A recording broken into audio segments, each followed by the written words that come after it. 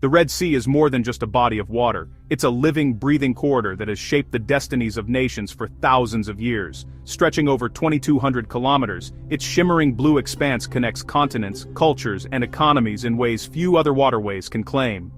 Today, the Red Sea stands as a vital artery for global trade, linking Europe and Asia through the Suez Canal in the north and the Bab el-Mandeb Strait in the south. These narrow passages are the lifeblood of international commerce, allowing ships to bypass the long and perilous journey around Africa. Every single day, an immense volume of oil, natural gas, and manufactured goods flows through these waters. Oil tankers and container ships form a constant procession, carrying energy and products that fuel economies across the globe. Any disruption here, whether from conflict, piracy, or political instability, can send shockwaves through markets and supply chains worldwide, turning a local incident into a global crisis. The Suez Canal in Egypt and the Bab el-Mandeb in the south are not just geographic features, they are critical choke points. Their stability is essential for the smooth flow of trade, and any threat to their security is a threat to the world's economic well-being. For countries like Egypt and Saudi Arabia, the Red Sea is far more than a trade route. It's a source of national income, a driver of tourism, and a foundation for ambitious projects like Saudi Arabia's Neom, a futuristic city rising on its shores. The Red Sea's resources and strategic location are central to their visions for the future. Its immense strategic value has made the Red Sea a hotspot for geopolitical competition. Naval patrols and military exercises are a common sight as nations seek to assert control and protect their interests in these crucial waters. For decades, the U.S. Navy played a dominant role in guaranteeing the security of the Red Sea. But today, regional powers like Egypt, Saudi Arabia, and others are stepping up, determined to safeguard their own interests and ensure the safety of this vital corridor. Along its shores, millions of people depend on the Red Sea for their livelihoods. From bustling commercial ports to small fishing villages, the sea sustains communities, supports industries, and connects people to the wider world. Its future is increasingly in the hands of those who rely on it most. Ensuring safe passage through these waters is no longer a task that can be outsourced to distant powers. For the nations that border the Red Sea, it has become a matter of national survival, a responsibility that demands vigilance, cooperation, and constant innovation. The stakes have never been higher for the countries that border these waters. As the world grows more interconnected, the Red Sea's unwavering importance only continues to rise, shaping the fate of nations and the future of global trade. Today, Saudi Arabia hosts Red Wave 8, the region's most ambitious naval exercise yet. Navies from Saudi Arabia, Egypt, Jordan, Sudan, Yemen, and Djibouti have joined forces, signaling a new era of regional security. The drills target piracy, smuggling, and maritime terrorism, unifying operational tactics for real-world crises. Advanced scenarios, surface, subsurface, aerial, and electronic warfare push these navies to new levels of cooperation. Live fire and counter-terrorism exercises prepare them for modern threats. Observer nations like Pakistan and Mauritania hint at a growing security network. Red Wave 8 is about building trust and transforming the Red Sea into a zone of managed regional security. The timing of Red Wave 8 is no accident. It's a direct response to escalating instability. Sudan's civil war and Yemen's Houthi attacks have turned the Red Sea into a flashpoint, threatening vital shipping lanes. Houthi missile and drone strikes have disrupted trade, forcing ships to reroute and costing Egypt hundreds of millions in lost Suez Canal fees. The economic pain is real, driving Cairo and others to act. The convergence of war, terrorism, and economic fallout has created urgency among regional powers. Red Wave 8 is a proactive move to build deterrence and joint capabilities. The message: Red Sea nations are taking charge of their own security. Egypt and Saudi Arabia stand as the twin pillars of Red Sea security, anchoring the region with their formidable presence and strategic vision. Their leadership is not just a matter of military might, but of historical legacy and regional influence. For centuries, both nations have recognized the Red Sea as a lifeline, an artery connecting continents, economies, and cultures. For both Egypt and Saudi Arabia, the Red Sea is a matter of national survival. Egypt's Suez Canal is a vital economic engine, generating billions in revenue and serving as a gateway between the Mediterranean and the Indian Ocean. Meanwhile, Saudi Arabia's ambitious Western megaprojects, including the futuristic city of Neom, are deeply tied to the stability and security of these waters. The prosperity of both nations, and the region as a whole, depends on keeping these maritime routes open and safe. In recent years, Egypt has invested heavily in modernizing its navy, acquiring advanced warships and training a new generation of officers. This transformation has allowed Egypt to project power far beyond its own shores, safeguarding not only its own interests, but also those of its neighbors and trading partners. Saudi Arabia, too, has elevated the Red Sea to the heart of its Vision 2030 strategy. The kingdom's economic future is being built along its western coast, with projects like Neom and the Red Sea Tourism Initiative, relying on secure, stable maritime corridors. Protecting these investments has become a top national priority, driving major upgrades to Saudi naval capabilities. Both nations are now shifting away from a long-standing reliance on the U.S. Navy, choosing instead to build a framework of regional self-reliance. This new approach is about taking ownership of their own security, forging stronger ties with neighboring states, and demonstrating that the region can safeguard its own interests.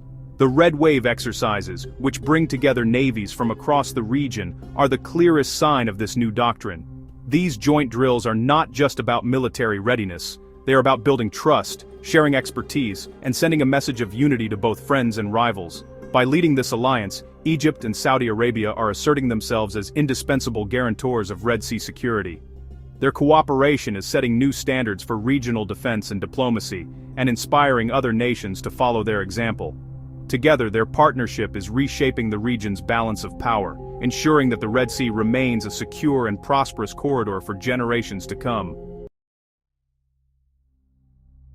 Eritrea's discreet participation adds a vital dimension to the Red Wave alliance. Its strategic coastline and ports, especially Assab near Bab el-Mandeb, offer unmatched surveillance and logistical advantages. Eritrea's alignment with the Saudi-Egyptian axis extends the alliance's reach into the Gulf of Aden, covering the most vulnerable waters. This partnership transforms Red Wave from a northern-focused group into a comprehensive maritime coalition. For Eritrea, it's a pragmatic move, gaining political and economic benefits while contributing unique assets. The alliance now has a southern anchor, enhancing its ability to manage threats where they're most acute. Eritrea's quiet role is indispensable to the region's new security architecture. The world's major powers are watching the Red Wave alliance closely, recognizing that its formation could reshape the strategic landscape of the Red Sea. The region, long a crossroads of global trade and military interests, is now at the center of a new geopolitical contest. As the Red Wave alliance asserts itself, capitals from Washington to Beijing and Tehran are recalibrating their approaches, each with their own stakes and anxieties. For the United States, the rise of a self-reliant regional bloc brings a mix of relief and concern. On one hand, Washington welcomes the prospect of local partners taking more responsibility for maritime security, potentially easing the burden on American forces.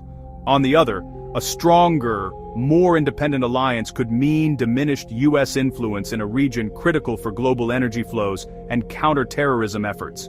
American officials are now weighing how best to support the alliance without losing their strategic foothold. China, meanwhile, has invested heavily in the region, especially through its naval base in Djibouti and its Belt and Road Initiative. Beijing welcomes any move that promises stability and the safe passage of goods, but it also watches the growing Saudi-Egyptian bloc with caution. The Red Wave alliance could complicate China's ambitions, forcing it to balance its economic interests with the need to maintain good relations with all regional players. For Iran, the emergence of Red Wave is seen as a direct challenge to its influence, particularly through its support of Houthi forces in Yemen. Tehran views the alliance as an attempt to contain its reach and limit its ability to project power along the southern Arabian Peninsula. Iranian leaders are now considering how to respond, whether through diplomatic channels, increased support for proxies, or new naval maneuvers in the region. The Red Sea has become a chessboard where global and regional powers test their strategies and alliances. Naval deployments, intelligence sharing, and joint exercises are all part of a high-stakes game, with each move closely monitored by rivals and partners alike. Diplomats and military strategists are working overtime, analyzing every shift in the balance of power. As the Red Wave alliance grows stronger, outside actors must adapt, forging new partnerships or reinforcing old ones to protect their interests. The emergence of a unified Red Sea front is not just a regional development, it's a signal to the world that local actors are ready to take charge of their own security. This new reality is forcing a rethink in foreign capitals about how to engage with the region. As regional autonomy takes hold, the stakes for outside powers are rising. The Red Sea's future will be shaped not just by the ambitions of global giants, but by the determination of its own nations to chart a new course. Red Wave's evolution hints at a permanent, formalized military alliance. What began as joint drills is becoming a foundation for a standing regional defense structure. The Council of Arab and African States bordering the Red Sea and Gulf of Aden provides the political framework. A formal defense pact, with joint command, intelligence sharing, and rapid response forces, seems likely. Egypt and Saudi Arabia would anchor this alliance, with others contributing unique strengths. Such a bloc would institutionalize cooperation, transforming periodic drills into constant readiness. The region is moving from dependence to true collective security.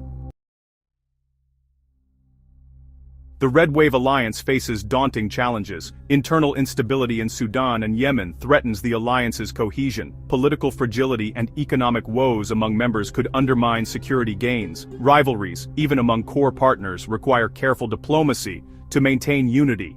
External actors like Iran will continue to test the alliance with asymmetric threats. Success depends on addressing root causes of conflict, not just military cooperation. Building resilience will require sustained investment and political will. The path to lasting security is complex, but the stakes demand perseverance. Red Wave 8 marks a turning point for the Red Sea. Egypt, Saudi Arabia, and Eritrea are leading a shift toward regional self-reliance and collective security. This alliance could reshape the geopolitical landscape, reducing dependence on outside powers. The journey won't be easy. Internal fragility and external threats remain. Success hinges on matching military cooperation with political and economic stability. The Red Sea's future will be decided by those who call it home. By joining forces, these nations are safeguarding a global lifeline and taking ownership of their destiny.